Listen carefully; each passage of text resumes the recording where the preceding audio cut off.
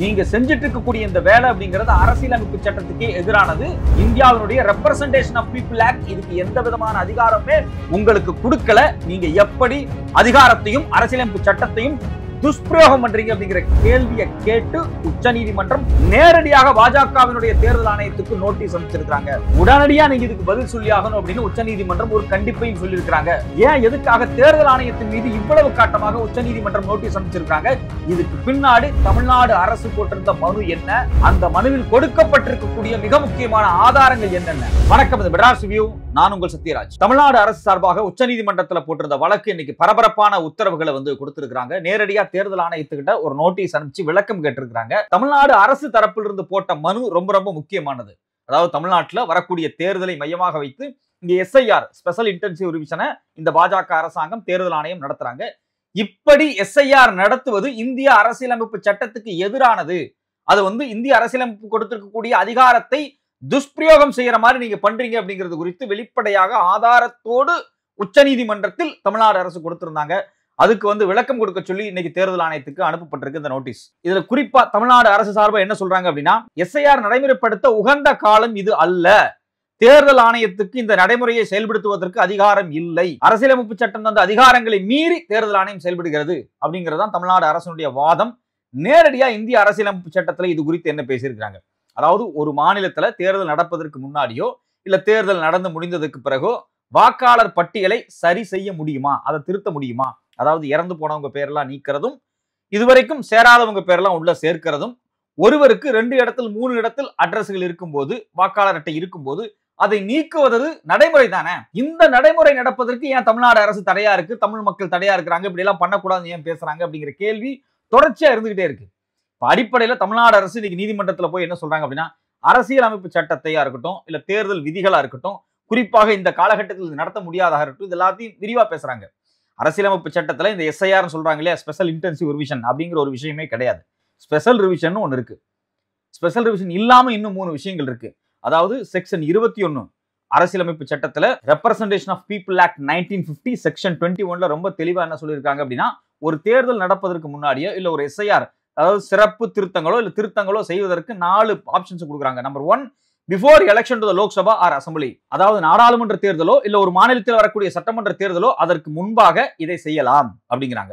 Okay, Tamil Nadu அரசுல சட்டமன்ற தேர்தல் வரப்போகுது, அதுக்கு முன்னாடி தேர்தல் ஆணையம் செய்யுது, இதுல என்ன தப்பு இருக்கு? இதுக்கே உச்சநீதிமன்றம் போறீங்க, அங்க எப்படி இது அரசியலமைப்பு சட்டத்துக்கு எதிரானது நீங்க சொல்றீங்க அப்படின்னு கேள்வி வரலாம். அந்த கேள்விக்கு நான் பதில் சொல்றேன். 2வது விஷயம் என்ன சொல்றாங்கன்னா, பிஃபோர் ஈச் பை எலெக்ஷன்ஸ், ஏதாவது பை எலெக்ஷன் நடந்துச்சுன்னா அதுக்கு முன்னாடியும் இது போல வாக்காளர் அடையாள அட்டைகள் வாக்காளர் பட்டியலை சரி செஞ்சு திருத்தலாம். 3வது முக்கியமான விஷயம், on the direction of the ECI in any year, யாரை பத்தியும் கவலைப்பட வேண்டியதில்லை. அதாவது தேர்தல் வருது போதெல்லாம் கவலை இல்லை. தேர்தல் ஆணையம் நினைச்சிட்டாலே ஒரு ஆண்டில் எப்ப வேண்டுமானாலும் வாக்காளர் அட்டைகளையோ இல்ல வாக்காளர் சரிபார்ப்பு வேலைகளை செய்யலாம். அப்போ அரசியலமைப்பு சட்டம் தெளிவாக இந்த தேர்தல் ஆணையத்துக்கு அதிகாரத்தை கொடுத்திருக்கும் போது எதற்காக தமிழ்நாடு அரசு உச்ச நீதிமன்றத்துக்கு போச்சு? இது ஏன் அரசியலமைப்பு சட்டத்துக்கு மீறினுச்சுங்கிற கேள்வியை எல்லாருமே எழுப்புறாங்க. அது மட்டும் இல்லாம தமிழ்நாடு அரசு என்ன சொல்றாங்க அப்படின்னா, அது இந்த ஆண்டுல இந்த நேரத்துல நடத்த முடியாதுன்னு சொல்றாங்க. அது எப்படி சாத்தியம்? அது தெரிஞ்சுக்கணும் அப்படின்னா அதே அரசியலமைப்பு சட்டத்துல ரெப்ரசன்டேஷன் ஆஃப் பீப்புள் ஆக்ட்ல கீழே ஒரு விஷயம் தெளிவாக கொடுத்திருக்காங்க. All revisions except 4 are done with reference to the qualifying date which under section 14 is the first day of January. அதாவது ஒரு தேர்தல் வாக்காளர் பட்டியலை சரிதிருத்தம் செய்ய வேண்டும் என்றால் இந்த தேதிக்கு பிறகு யார் யாரெல்லாம் 18 வயதை தாண்டி இருக்கிறார்களோ அல்லது ஒரு குவாலிஃபையிங் டேட்டை சொல்லி அதுக்கு பிறகு உள்ள வரலாம், வெளியே போலாம், கழிக்கலாம், சேர்க்கலாம். அந்த குவாலிஃபையிங் டேட்டு என்னவா இருக்கணும்னு ரெப்ரசன்டேஷன் ஆஃப் பீப்புள் ஆக்ட் அரசியலமைப்பு சட்டம் விதிகள் என்ன சொல்லுது? தேர்தல் விதிகள் அப்படின்னா ஜனவரி 1ஆம் தேதியாக மட்டுமே இருக்க வேண்டும். செக்ஷன் 14ல ரொம்ப தெளிவா சொல்லியிருக்காங்க. ஆனா மோடி அரசாங்கம் என்ன பண்றாங்க அப்படின்னா, பீகாருக்கா இருக்கட்டும் இல்ல தமிழ்நாட்டுக்கா இருக்கட்டும், குவாலிஃபையிங் டேட் ஜனவரி 1 அல்ல. குவாலிஃபையிங் டேட் அவங்க என்ன சொல்றாங்க, நமக்கு 4 நாளைக்கு முன்னாடி குவாலிஃபையிங் டேட் சொல்லியிருக்காங்க. பீகார்லயும் பாத்தீங்க அப்படின்னா குவாலிஃபையிங் டேட் தெளிவா சொல்லல. சோ மார்ச் மாசத்துல சொல்லிட்டு போயிடுறாங்க. அப்ப ஜனவரி 1ஆம் தேதி குவாலிஃபையிங் டேட்டாக இந்திய அரசியலமைப்பு சட்டம் சொல்லும் போது நீங்க எப்படி குவாலிஃபையிங் டேட்டை உங்க இஷ்டத்துக்கு மாத்துறீங்க அப்படிங்கிறது நம்மளுடைய ஸ்ட்ராங்கான வாதம். ஏன் ஜனவரி 1ன்னு சொல்றாங்க அப்படின்னா, இது மாதிரியான ரிவிஷன் பண்ணும்போது வீடு வீடா போய் எனுமரேஷன் ஃபார்மை கொடுத்து, எனுமரேஷன் ஃபார்ம் அப்படிங்கிறது சாதாரண நம்ம கையில் இருக்க ஃபார்ம் கிடையாது. நீங்க வந்து உங்க பேர் போட்டு போட்டோ போட்டு ஒரு ஃபார்ம் வரும். அதை மக்கள்கிட்ட கொடுத்து அதை சரிபார்த்து 1 to 1 உட்கார்ந்து பேசி அதுல ஒரு காப்பி அவங்களுக்கு கொடுக்கணும். அதுக்கு பிறகு அந்த காப்பியை வாங்கி கொண்டு வந்து கம்ப்யூட்டர்ல அப்லோட் பண்ணணும். இவ்வளவு வேலைகள் இருக்கு. ஒரு நாளைக்கு 10 பேர் 15 பேருக்கு ஃபார்ம் கொடுத்து செக் பண்ணி அதை கொண்டு வந்து கம்ப்யூட்டர்ல ஆட் பண்ணி அவங்களுக்கு ஒரு காப்பி கொடுக்கிற வேலையை கூட செய்ய முடியாது ஒரு பூத் லெவல் ஆபீசரா இருக்கக்கூடியவரால. சோ அவ்வளவு வேலைகள் இருக்கு அந்த சரிபார்ப்புல. ஒருத்தர் இறந்து போயிட்டாங்க அப்படின்னா பூத் லெவல் ஆபீசர் கண்டிப்பாக வீட்டுக்கே போய் வெரிஃபை பண்ணி அதுக்கு பிறகுதான் அவருடைய ஓட்டை டெலீட் பண்ணணும். இவ்வளவு நடைமுறை அரசியலமைப்பு சட்டம் சொல்லும் போது ஜனவரி 1 குவாலிஃபையிங் டேட்டா வச்சு ஒரு கால நிர்ணயத்தை எடுத்து அதற்குள் இந்த வேலையை செய்ய வேண்டும். ஆனா மோடி அரசாங்கம் இந்த அரசியலமைப்பு சட்டத்தையோ இல்ல தேர்தல் விதிகளையோ கொஞ்சம் கூட மதிக்காமல் தூக்கி எறிந்திருக்கிறது. இந்த சட்ட மீறலை தான் இன்னைக்கு உச்சநீதிமன்றத்துல போய் தமிழ்நாடு சொல்லியிருக்காங்க. இவங்க அரசியலமைப்பு சட்டத்துக்கே எதிராக இருக்கிறாங்க. இது மட்டும் இல்லாம இதுல இன்னொரு முக்கியமான விஷயம் இருக்கு. அதாவது செக்ஷன் 21 4 சொன்னோம் பாத்தீங்களா? அதாவது சட்டமன்ற தேர்தலோ நாடாளுமன்ற தேர்தலோ இல்ல பை எலெக்ஷனோ இல்ல தேர்தல் ஆணையமோ இதெல்லாம் நினைச்சா செய்யலாம் அப்படின்னு 4வது ஒரு கேட்டகரி இருக்கு. A special revision for a constituency or a part of a constituency with the Election Commission of India recording reasons for doing so. அதாவது இந்தியாவினுடைய தேர்தல் ஆணையம் ஒரு மாநிலத்தில் இருக்கக்கூடிய ஒரு சட்டமன்றத்தையோ இல்ல சட்டமன்றத்திற்கு உள்ள இருக்கக்கூடிய ஒரு பகுதி ஒரு கான்ஸ்டியூன்சியோ அவங்க வந்து நாடாளுமன்றமோ சட்டமன்றமோ அந்த கான்ஸ்டியூன்சிக்கு உள்ள இருக்கக்கூடிய விஷயங்களை ஸ்பெஷல் ரிவிஷன் பண்ணலாம்னு சொல்றாங்க.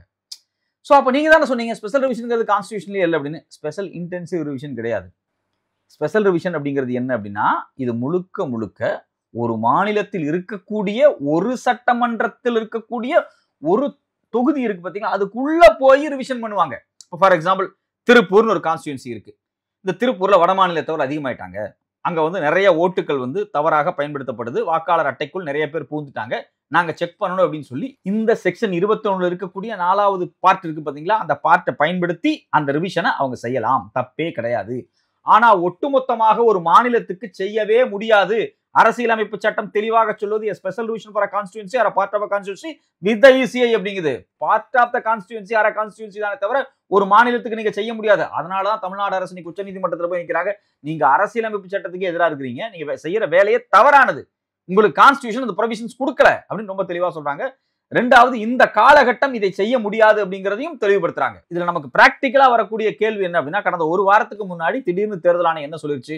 தமிழ்நாட்டில் இருக்கக்கூடிய 1,65,15,000 வாக்காளர்களுடைய வாக்குகள் செல்லாதுன்னு சொல்லிடுச்சு. சரி எப்படியா நீங்க எல்லாம் உங்களுடைய வாக்கை ப்ரூவ் பண்ணுங்க அப்படிங்கிறாங்க. எப்படியா ப்ரூவ் பண்றது? நீ வந்து ECA அதாவது எனுமரேஷன் ஃபார்மை ஃபில்அப் பண்ணு அப்படிங்கிறீங்க. இந்த எனுமரேஷன் ஃபார்மை நீ எப்படி ஃபில்அப் பண்றது? யார் கொண்டு வந்து கொடுப்பாங்க? அதுக்கெல்லாம் வருவாங்க BLO ஆஃபீஸர்ஸ் வருவாங்க, பூத் லெவல் ஆஃபீஸர்ஸ் வருவாங்கன்னு சொல்றாங்க. தமிழ்நாட்டில் மொத்தம் பூத் லெவல் ஆஃபீஸர்ஸ் 68,467 பேர் இருக்காங்க. இது இல்லாம ERO 1009 பேர் இருக்காங்க, DEO 38 பேர் இருக்காங்க, BLS அதாவது ஏஜென்ட்ஸ் 2,11,455 பேர் இருக்காங்க. கிட்டத்தட்ட 3 லட்சம் பேர். இந்த 3 லட்சம் பேருக்கு தேர்தல் ஆணையம் நாங்க ட்ரைனிங் கொடுக்குறோம் எப்படி இந்த எனுமரேஷன் ஃபார்மை ஃபில்அப் பண்றது அப்படின்னு அவங்க உங்களை வந்து பார்ப்பாங்க அப்படிங்கிறாங்க. இது எப்ப ட்ரைனிங் கொடுத்தீங்க?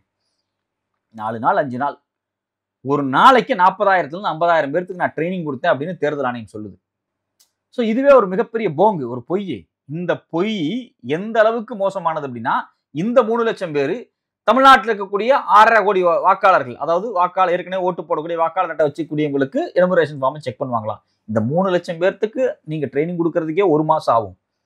ஆனா இவங்களுக்கு நாங்க 4 நாள்ல ட்ரைனிங் கொடுத்துட்டோம். இவங்க எல்லாரும் மக்களை வந்து சந்திச்சு கிட்டத்தட்ட பாத்தீங்க அப்படின்னா 6.5 கோடி மக்களுடைய வாக்கை சரி செய்வாங்க. எனுமரேஷன் ஃபார்மை ஃபில்அப் பண்ணுவாங்க. 1 to 1 மக்களை சந்திப்பாங்க. செத்தவங்க வீட்டுக்கு போவாங்க. அவங்களுக்கு செத்து இருந்தாலும் டெத் சர்டிஃபிகேட் இருந்துச்சு அப்படின்னா அவங்க பேரை எலிமினேட் பண்ணுவாங்க. இது எல்லாத்தையும் ஃபில்அப் பண்ணி ஒரு 4 நாள்ல எதுல அதுக்குன்னு உருவாக்கப்பட்டிருக்க பிரத்யேகமான போர்ட்டல்ல ஏத்தி நமக்கு திருப்பி வாக்காளர் அட்டையை கொடுக்க போறேன் அப்படின்னு சொல்றாங்க. இதெல்லாம் நம்புற மாதிரியா இருக்கு? இந்தியாவில் இருக்கக்கூடிய தேர்தல் ஆணையமோ அரசாங்கமோ இவ்வளவு வேகமா செயல்படுற அளவுக்கான ஒரு பெரிய அமைப்பான்னு நான் கேட்கிறேன். எதுக்கு இந்த பித்தலாட்டம்? எதுக்கு இந்த பொய்? முதல்ல நீங்க இந்த 68,467 பூத் லெவல் ஆபீசர்ஸ்க்கே ட்ரைனிங் கொடுக்க முடியாது. அவங்களே உட்கார்ந்து எனுமரேஷன் ஃபார்ம்னா என்ன, அது எப்படி இருக்கும், ஒரு 10 தடவை பிராக்டிஸ் பண்ணணும். ஆனா நீங்க என்ன பண்றீங்க? 4 நாள் அவ்வளவுதான் 3 லட்சம் பேருக்கு ட்ரைனிங். அந்த 3 லட்சம் பேருக்கு உடனே என்ன பண்ணுவாங்களா? மக்களை வந்து சந்திப்பாங்களா அப்படிங்கிறீங்க. அப்ப இது எல்லாமே ஒரு போங்காட்டமாகவே இருக்கிறது. இதுல முக்கியமான விஷயம் என்ன அப்படின்னா யார் யாரெல்லாம் 1987 ஜூலை 1ஆம் தேதிக்கு முன்பு பிறந்தவர்களோ அவங்க எல்லாருமே அவங்களுடைய ரெசிடென்ஸ் அட்ரஸோ பர்த் சர்டிஃபிகேட்டோ ஏதோ ஒன்று காமிக்கணும் அப்படிங்கிறீங்க. சரி அதை கூட நான் ப்ரூஃப் பண்ணிடலாம். 1987 இருந்து 2004 இந்த இடைப்பட்ட காலகட்டத்தில் பிறந்தவர்கள் அவர்களுடைய தாயாரோ இல்ல தந்தையாரோ யாரோ ஒருத்தருடைய ப்ரூஃபை பர்த் ப்ரூஃபை காமிக்கணுங்கிறீங்க. அப்படி பாத்தீங்கன்னா இங்க பல பேர் பேரண்ட்ஸ், இப்போ என் பேரண்ட்ஸுக்கே பர்த் சர்டிஃபிகேட்லாம் கிடையாது. ஸோ பர்த் சர்டிஃபிகேட் இல்லாத போது அப்ப என்னுடைய பெற்றவர்கள், என்ன அம்மா அப்பா அவங்க வந்து இந்தியரே இல்லைன்னு நீங்க சொல்ல முயற்சி பண்றீங்களா? என்னுடைய தாய்மொழி தமிழ். இந்த மண்ணுல 5000 10,000 ஆண்டுகளாக நம்ம வாழ்ந்துகிட்டு இருக்கிறோம். ஆனா திடீர்னு வந்து இந்த டெல்லி அரசாங்கம் வந்து உட்கார்ந்துகிட்டு, நீ தமிழனா இல்லையா, நீ இந்த நிலத்துக்கு உரியவனா இல்லையா ப்ரூவ் பண்ணு அப்படிங்குதுல. நீ தமிழனா இல்லையான்னு டைரக்டா கேட்கல. நீ இந்த மண்ணினுடைய குடிமகனா இல்லையான்னு கேட்கறதுக்கு என்ன அர்த்தம்? நான் தமிழனா இல்லையா, நான் வந்து தெலுங்கனா இல்லையா, நான் கன்னடனா இல்லையா, நீ யார் இதெல்லாம் கேட்கறதுக்கு? உனக்கு யார் இந்த ரைட்ஸ் கொடுத்திருக்கிறா? சோ அப்ப இந்த மண்ணில் வந்து உட்கார்ந்து இந்த மண்ணின் மக்களுடைய, இந்த திராவிட இனத்தினுடைய ஒட்டுமொத்த அடையாளத்தையும் அழிக்கக்கூடிய வேலையை டெல்லி ஆரியம் RSS செய்து கொண்டிருக்கிறது. இந்த எந்த வேலைகளையும் செய்வதற்கு இந்திய அரசியலமைப்பு சட்டத்தில் எந்த விதமான அதிகாரமும் இந்த தேர்தல் ஆணையத்துக்கு கொடுக்கப்படல. RSS என்ன அஜெண்டாவை பிக்ஸ் பண்ணுதோ அந்த அஜெண்டாவுக்கு ஏத்த மாதிரியான ஒரு விஷயத்தை இவங்க வந்து தேர்தல் ஆணையத்தை பயன்படுத்தி செய்யறாங்க. இப்ப இந்தியாவில் பாத்தீங்க அப்படின்னா பல பழங்குடியின மக்கள், குறிப்பாக சத்தீஸ்கர், மத்திய பிரதேச, ஜார்க்கண்ட் இந்த பகுதியில் இருக்கக்கூடிய பல லட்சக்கணக்கான பழங்குடியின மக்கள் தங்களை இந்து என்று ஏத்துக்கல. எதுக்கா என் சர்டிபிகேட்ல இந்துன்னு போட்டிருக்க? நான் ஒரு பழங்குடி இனம், எனக்கு வந்து இந்த சனாதன மரபெல்லாம் நான் ஃபாலோ பண்ண மாட்டேன், எனக்கு அப்படி ஒரு விஷயமே கிடையாது அப்படிங்கிறாங்க. இல்ல நீ தான் இந்து அப்படின்னு சொல்லி அந்த மக்களை இந்துவாக்குவதற்கான வேலையை யாரு செய்யறா? இந்த RSS கும்பல் செய்யுது. இந்த RSS கும்பலுக்கு ஏத்த மாதிரியே இந்தியாவில் இருக்கக்கூடிய சர்வே டிபார்ட்மெண்டா இருக்கட்டும், இந்தியாவில் அதாவது மக்கள் தொகை கணக்கெடுப்பு கூடிய குழு என்ன பண்றாங்க? அவங்க எல்லாத்தையும் இந்துவாக சேர்ப்பதற்கான வேலை நடந்து கொண்டிருக்கிறது. அப்போ தேர்தல் ஆணையமா இருக்கட்டும், இல்ல இந்தியாவினுடைய மக்கள் தொகை கணக்கெடுப்பு குழுவா இருக்கட்டும், இவங்க எல்லாருமே RSS அஜெண்டாவுக்கு வேலை பார்த்து அந்தந்த இந்திய மக்களுடைய அடிப்படையான அடையாளங்களை மறுக்கக்கூடிய போக்கை அவங்க செஞ்சுக்கிட்டு இருக்காங்க. இது மிகப்பெரிய ஆபத்தை விளைவிக்கக்கூடிய ஒரு விஷயம். இந்த ஆபத்து நடந்துவிடக் கூடாது. இந்தியாவில் இருக்கக்கூடிய மக்களை ஒண்ணும் இல்ல, எனக்கு எங்க அப்பாவோட பர்த் சர்டிபிகேட் இல்ல, நீ இந்தியனே கிடையாது, நீ இனிமேல் ரெசிடென்ஸ் கிடையாது, நீ ப்ரூவ் பண்ணாதான் உனக்கு சிட்டிசன்ஷிப் அப்படின்னு சொல்லிட்டாங்க அப்படின்னா நான் போய் ஒரு முகாம்ல உட்காரணுமா? அஸ்ஸாம்ல அப்படிதான் பண்ணி வச்சிருக்காங்க. பெங்காலிகள் எல்லாருமே வெளிநாட்டுல இருந்து வந்தவங்க, வங்காளதேசத்துல இருந்து வந்தவங்க, இந்த மண்ணின் மைந்தர்கள் கிடையாது அப்படின்னு சொல்லி வங்காள மக்களுக்கு அடையாள அட்டை இல்லை என்று முகாமில் கொண்டு அடைத்திருக்கிறது இந்த ஹேமந்த் பிஸ்வா சர்மா என்கின்ற பாஜக முதலமைச்சருடைய மாநிலத்தில். அவர் தான் ஹேமந்த் பிஸ்வா சர்மா தான் பிஜேபி அஸ்ஸாம்ல தலைவர். அவர் அங்க உட்கார்ந்துகிட்டு முகாம்களை உருவாக்கி அந்த மக்களுக்கு எந்த விதமான அடையாள அட்டை இல்லைன்னு சொல்லி முகாம்களை தூக்கி போட்டு உட்கார வச்சிருக்காங்க. இதே நிலைமையை இதே மண்ணில் நமக்கு ஏற்படுத்துவதற்கான வேலை தான் இந்த SIR மூலியமா நடந்துகிட்டு இருக்கு.